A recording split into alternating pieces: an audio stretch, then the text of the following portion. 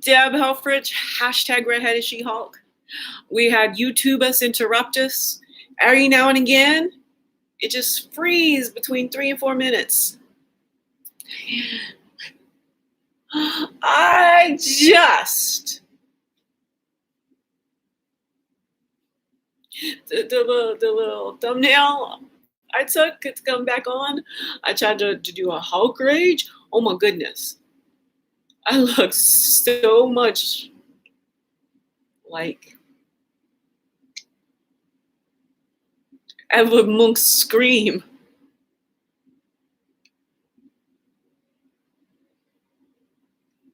What's going on here?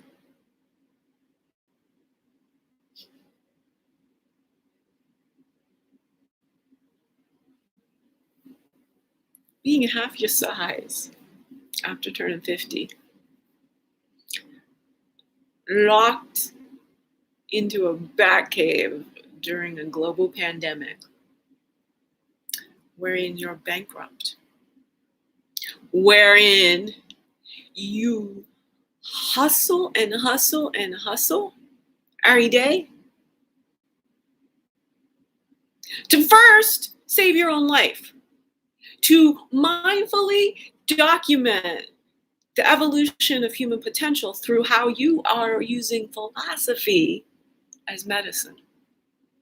Knowing that philosophy is the perfect modality to help humanity in this point when we're all either or, when we're like, all show me the study, when we're all like, we're so smart, but we keep getting sicker and sicker and sicker, and the world has more and more problems.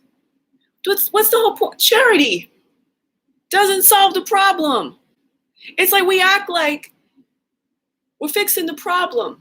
The problem is we need enough jobs for everyone. The problem is we need a universal basic income for being alive that allows everyone,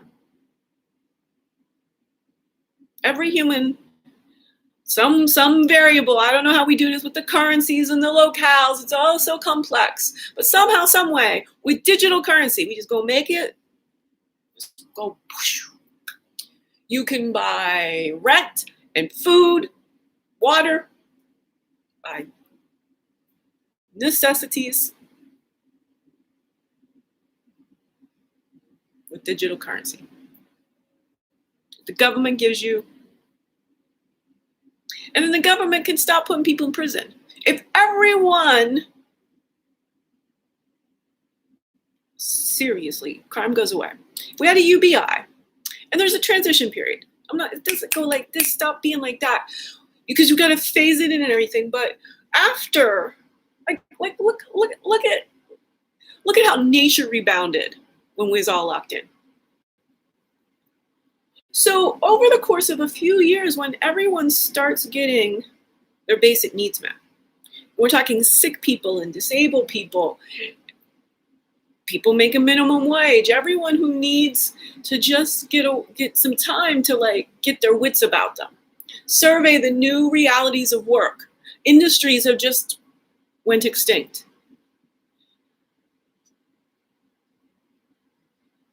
Robots and digitization, and I mean, there's just so much going on. We can't let people die because innovation is happening faster than the speed of paychecks. I was a payroll software consultant for 2 decades.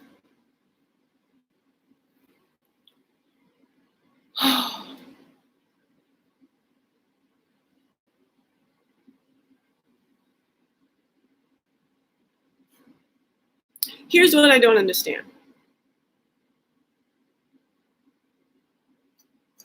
Of the humans. I'm with JP Sartre. Hell's other fucking people. Tell me I don't belong on a stage. Tell me I don't got the sticks and stones in myself. I am Dave Chappelle's comedy soulmate. And I mean that both I got my own brand new bag. I'm Dave Chappelle cross-dressed with Eddie Izzard as the next Hannah Gadsby. I Netflix gold. Netflix bronze. I mean seriously, I can come in a bronze when it comes to a one-woman Netflix special. Look at me go. I've got the improv within. Get me a get me one person to be in my audience, to give me some actual astute feedback, get me a video editor, give me a little lighting and sound, and screw the makeup and hair.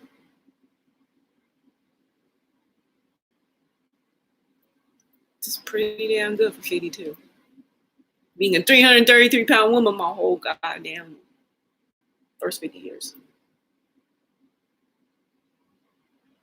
Bioelectricity, y'all. I'm not joking. I'm not joking. It's my brain is so smart. I can make myself look pretty.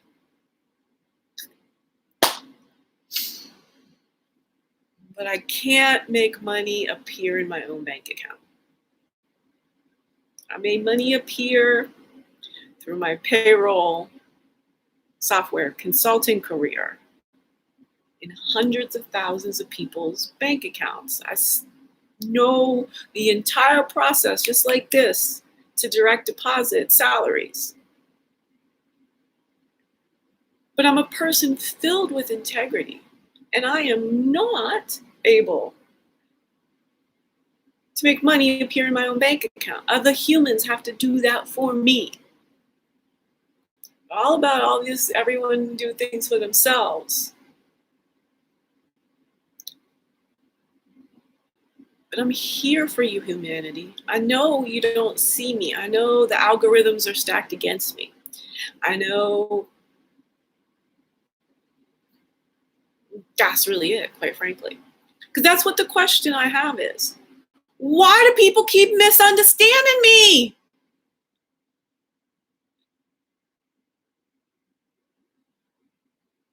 This has been happening since the very first peep out of my mouth, I am certain.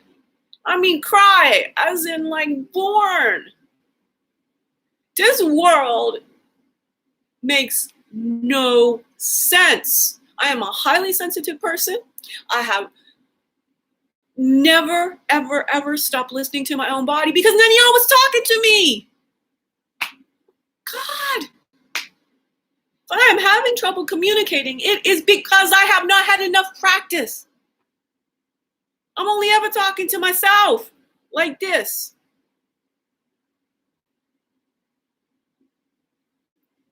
It's a good damn thing I did do that.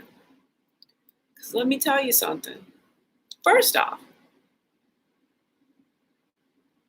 I got performance skills. Just my table read, y'all. Well, my improv. Which one is it? Both. I'm creating the material, table reading it, noting myself, have an occasional guest like, oh, I'm talking to Chappelle. Oh, I'm talking to Lamar Rucker. And you'll note the difference. Note the difference. I want you to really note this difference. I talk to Lamar like he's a pal, because he is. We went to college together. I talked to Ms. Jill Scott like she a R&B diva. She Ma Precious Remote Sweat. But like, for reals, we are about to be colleagues. With Chappelle, it's like I'm teasing him. Take me up on my offer. Because even if I flop, even if I go on stage and get stage fright,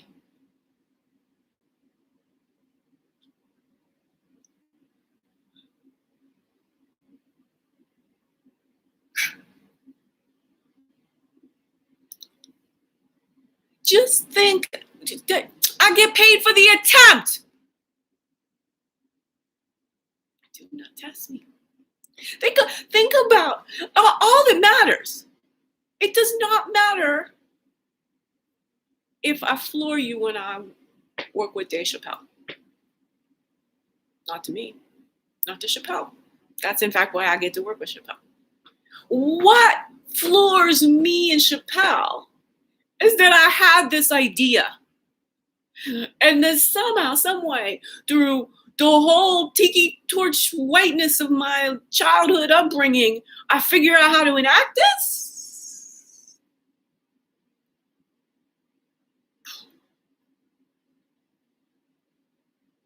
You get paid for the attempt when you're a professional truth teller. You see, getting onto the stage, onto the video, into the streaming software.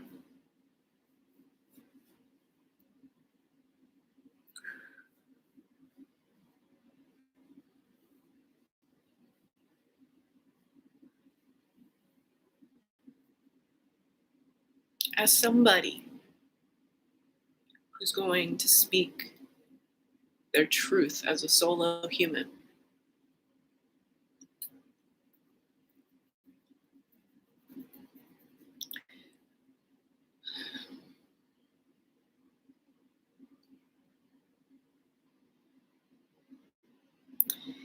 it's the most rarefied career. I mean, comedians always getting coffees in their cars because the only people they really feel they can talk to are other comedians. I get it. I get the observational assessment of the world. And what's interesting is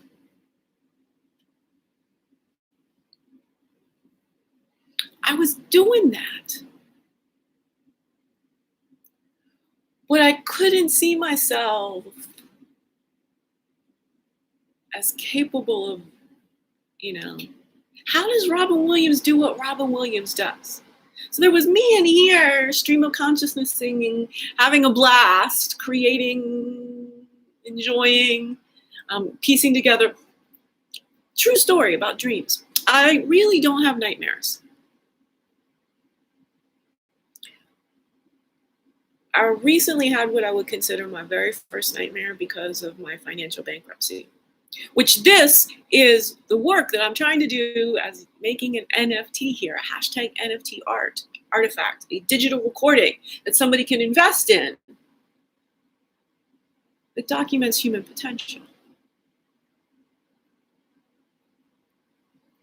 Showing how somebody with a molded brain, toxic mold exposure, has made me adult onset neurocomplex.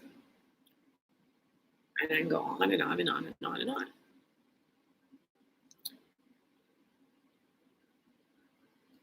I could not.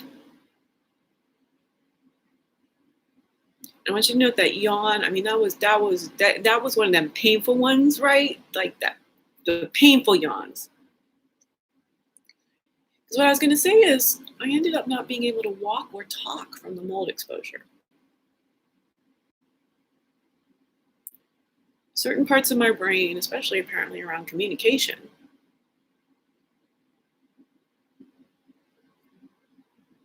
seem to be out of phase, out of sync, out of harmony with other humans.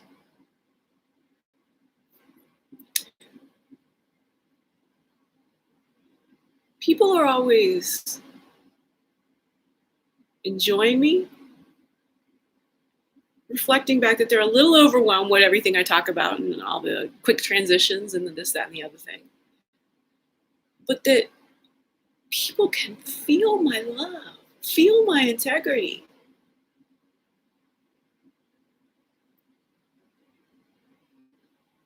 I've even started, you hear my need, right? I need a little money. I need an investor, a patron for this entercation empire I got here. Playing with Dave Chappelle.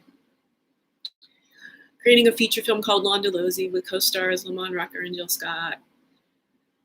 All alongside pulling together this kind of thing, which is creating, starring in, producing my own documentary, Zenzi. Which, in honor of Women's History Month and coming out as non-binary. Remember, I was 333 pounds. No man ever asked me on a date. Well, Lamont might have been one of the closest ones, to be quite very fucking frank. As far as it goes. I mean, I don't know that I'd ever considered, Lamont and I hanging out a date. It'd be one of the. This is a revelation. This is why I'm inventing something very important in my story, and I hope it's entertaining, and I more hope it's illustrative. What happens if you get yourself out on a date with yourself? On a YouTube Live, on a Zoom that you record, and you let your stream of consciousness go. On the YouTube, there's some of this, I hashtag some of it is morning pages, video morning pages. Hashtag Vimprov, video improv. This really does some inner child work. This does some coming to terms with everything that went wrong, to retelling the story as it could have went right. You see, this is not delusion. This is real life conscious creating. It's like saying, okay, well, I'm going to make up this play about my life because I've been really, really sick. My financial situation got extremely dire because of the sickness. I started to get well, so I started playing.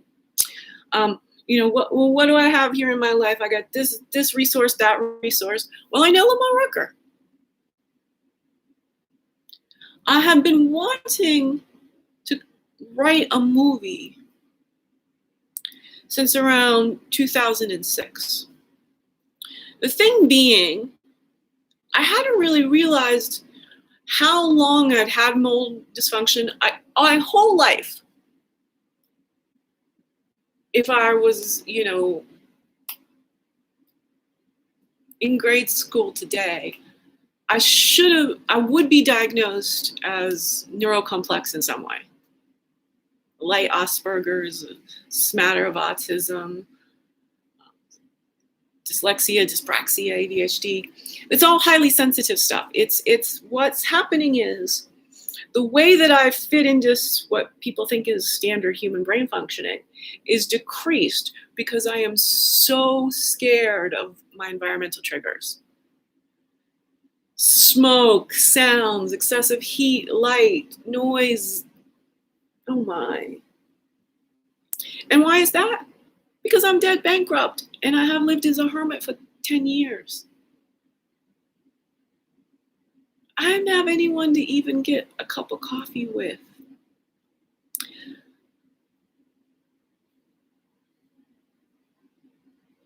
It has been an entire decade of my life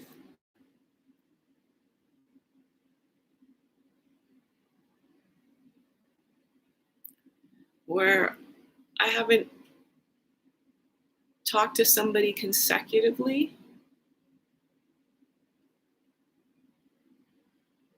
This is complex. So I don't think this happens to many people. So I don't even know particularly how. What I'm trying to say is, even just talking to somebody for a week, having 7 days of talking to the same person, day after day after day after day. This sort of building mutual support.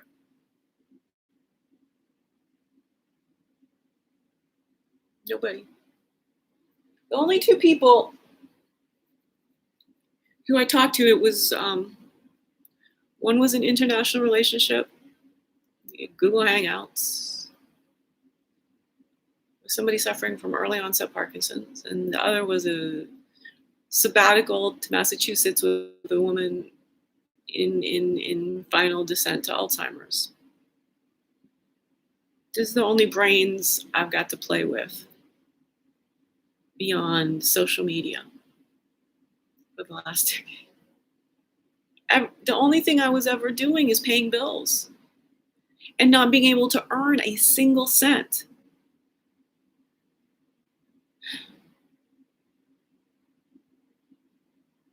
Because of my integrity. Because the Ponzi scheme aspect and the rules of social media are all just so lowest common denominator. I'd be like, well, that's illogical and it's unfair.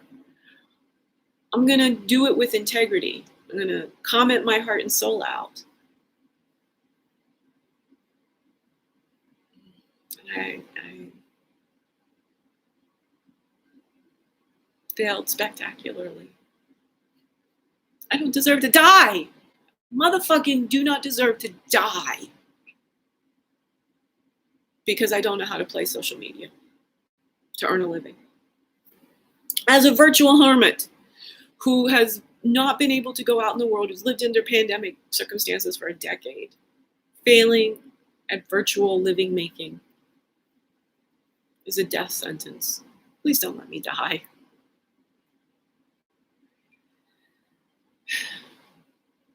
What I don't understand is when I'm talking to people, this is a performance. You've got the right perspective on this, and that was me showcasing some of my dramatic skills. Because when I first wrote the movie, I was 300 pounds plus. I knew I was going to get thin, but I didn't know what that would feel like, what that would mean, how that would open things up in my life at all. So, I assumed there would be an actor search to find somebody to play me. And then I started learning how to sing. Ecstatic trance dancing feels so communicative, so alive.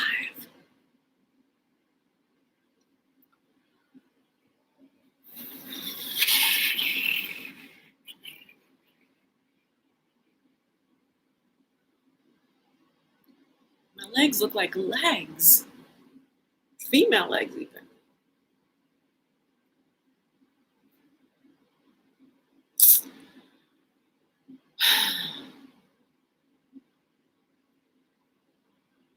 What's happened to me will be material that I will stand on a stage and hold this civilization accountable for cleaning up its stinking thinking.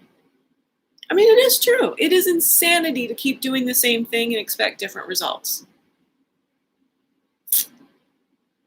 It's insanity to think that things that white men said 500 years ago are rules that we should all be forced to live by today. It's absolutely insane.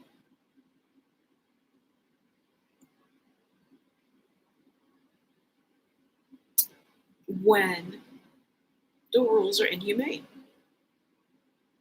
I'll let you hold. I held that tension. I'll let you go through that because you wanted the knee jerk. You wanted me to just be all either or. But what I'm trying to say is, if you said all men is equal, and you didn't mean it, and in other places, you know what the fucking heinous stuff in the Constitution is. It's not my job to keep re-triggering people. It's my job to do the opposite. To go, okay, let's not forget about that. We don't have to, we can talk about it theoretically in order to fix it for good. And I love that word right there, 2 meanings. Fix it for good. Do good work and for good forever. It's like the rules of plantation capitalism have people so busy being the overseers of what other people think, do, say, look like, that they have no time to know themselves. And I think, therefore I am, the most famous philosophical sentence in the world. My God, may I just say. And that was a curse word, not a direct invocation or anything.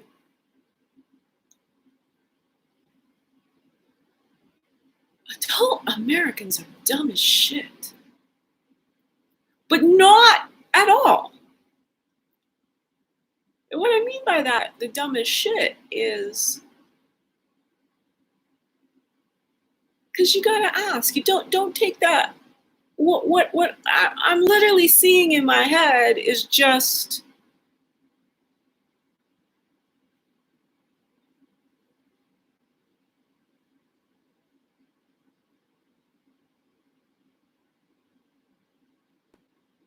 well. So there's the thing. So I went through quite a variety of phrases, and there's just none that I can assess will get us to the right place. Any kind of doo-doo metaphor goes nowhere because they're just all so subjective.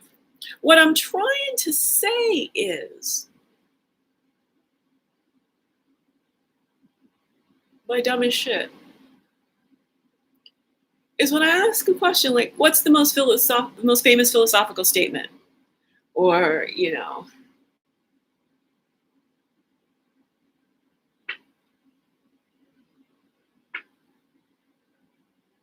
what came first, the chicken or the egg? Do you know how many adults, and I'm saying at least 80% of the people that I talk to so far, when I ask which came first, the chicken or the egg, they're like a deer in the headlights. They're like a turd in the bowl. It's like, go ahead, Deb, tell me. Tell me, Deb, tell me. I'm not the teller, I'm the questioner. And that bit of telling is like, we're all just used to keep scrolling and scrolling. We're just all used to, like, really quickly we can check the answer key. Really quickly, we just, okay, I'm gonna see what happens in the last 30 seconds. Okay, I'm gonna skip forward from this part. That person's ugly. I don't want to. I'll skip forward. Can't think. And what really, so be in the ones who do answer. So we're now down to the 20% who do answer. 80% of them say chicken. 80% of American adults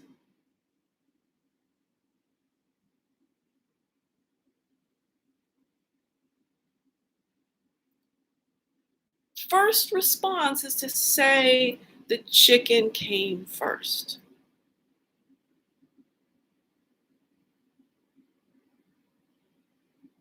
From where? Chickentopia?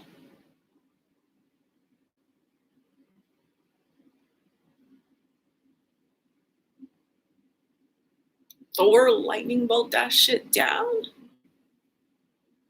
Coated in breading and buffalo sauce? Where would the chicken come from? This is important, y'all. This is really important. This is the foundational lecture of evolutionary logic. Evolutionary logic, the reason I am so smart, the reason I have a theory of everything, is I've rethought about everything using evolutionary logic. Everything to do with thinking about how we think about being human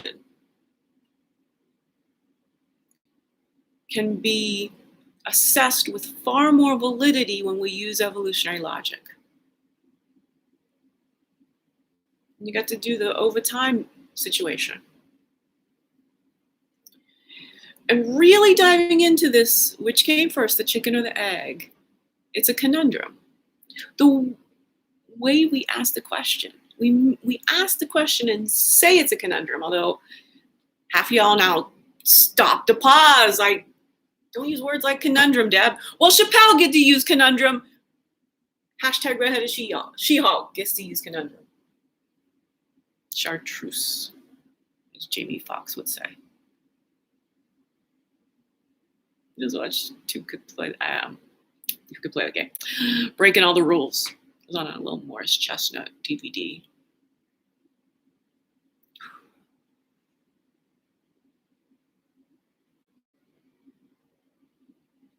See, if this was a delusion,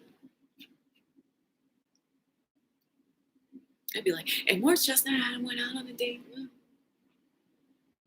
Morris Chestnut and I. Morris Chestnut and I. That's a delusion. Instead, it's all like, and then Q-Tip and I. And yo, Bo knows this, and Bo knows that, but Bo don't know Jack, because Bo can't rap. But what do you know? The D-Dog is first up to bat. No batteries included, and no strings attached. No holds barred. No trying for move faking. Gots to get the move so I can bring home the bacon. Brothers front. They say the tribe can't flow, but we've been known to the impossible like Broadway Joe. So sleep if you want, my crew will help you get your Z's troop. And here's the real scoop. I'm all that and then some. Short, dark, and handsome. Bust a nut inside your eye and show you where I come from. I'm vexed, fuming. I've had it up to here. My days of pain, dues are over. Acknowledge me is in there. Yeah! Head for the border. Go get a taco. I'll be record from the jump street. Speed me from the get-go. Sit back, relax, and let yourself go. Sweat like you know and act like you know. Yes, yes, y'all. Who bought the vibe? It's a tribe, y'all. Tribe, y'all. Vibe, y'all. Vibe, y'all. Inside, outside, come around. Who's now brown? Some may, I say, call me Charlie. The word is the herb, and I'm deep like Bob Marley. My brand of world evolving. Not Mother Teresa. Not Nelson Mandela. Bob Marley.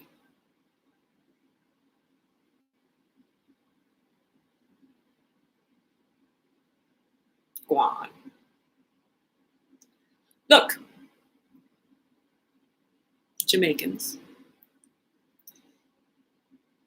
Romans, country women. I have a hard trouble. So I want to figure out. I've been trying to figure out how to pivot that well-known Shakespearean phrase. It's not an easy one. That's you know, this is why this is a rare NFT, because I'm gonna figure out how to nail drop, mic drop, bomb drop, how to nail. Revising Friends Room, Country Room. Anyway, Rita Wilson challenge. Midlife white lady rap cup. The verses. Oh, yes. Yeah. Swizby. Owl versus Rita Wilson. I'm keeping scenario.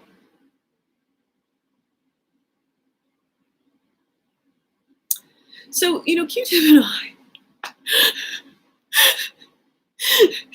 did this remix because Dave Chappelle called him up and said, I want you to like holler at my girl. Because Lamont Rucker called up Dave Chappelle and said,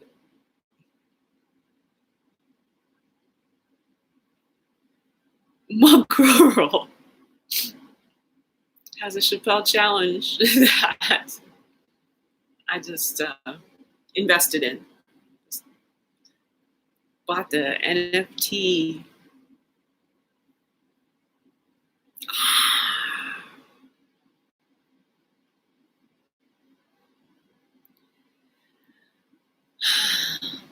I'm going to hit a 35-minute performance. How about that? So in the zone. Yet. I can't bounced off the rim. Miss my Jordan and my Pippen. Happens.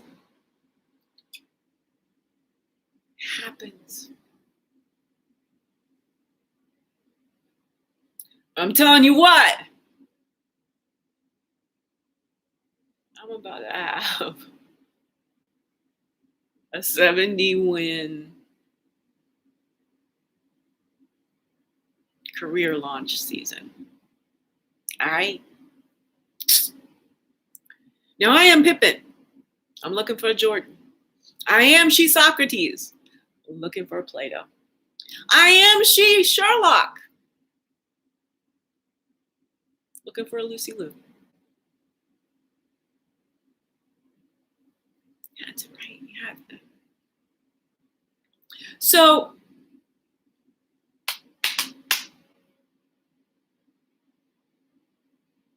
harmony, y'all.